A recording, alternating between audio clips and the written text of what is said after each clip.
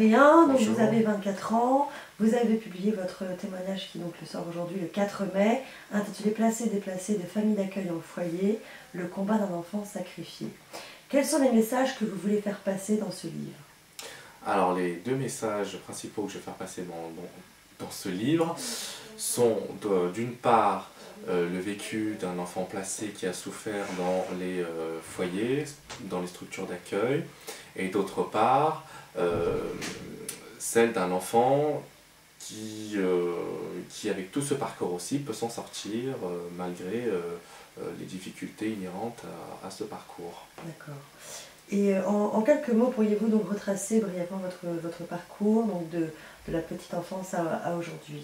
Alors, mon parcours de la petite enfance à aujourd'hui se décline en plusieurs étapes. Il y avait en 97 un premier placement. Nous sommes placés par un juge pour enfants.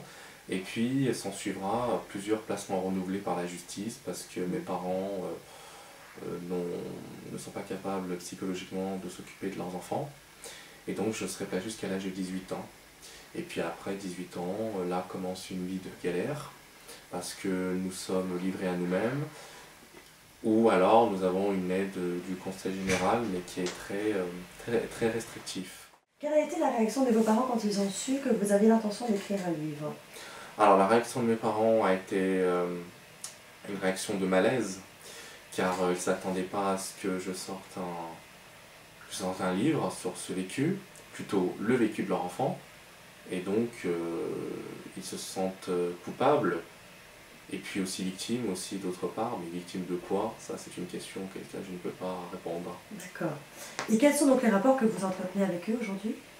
Il n'y a plus vraiment aucun rapport entre enfants et parents aujourd'hui. Ce sont plutôt des rapports conflictuels, ou alors des nouvelles très lointaines. D'accord.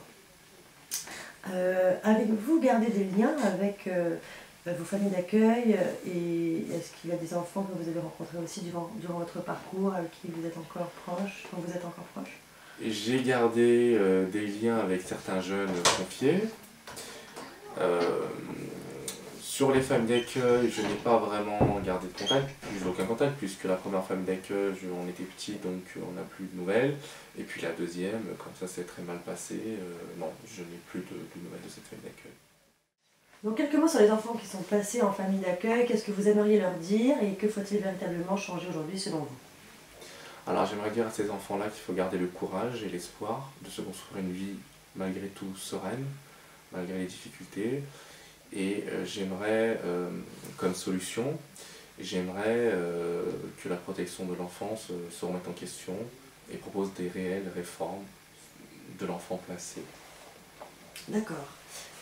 Quel est donc votre état d'esprit actuel et comment envisagez-vous votre avenir aujourd'hui?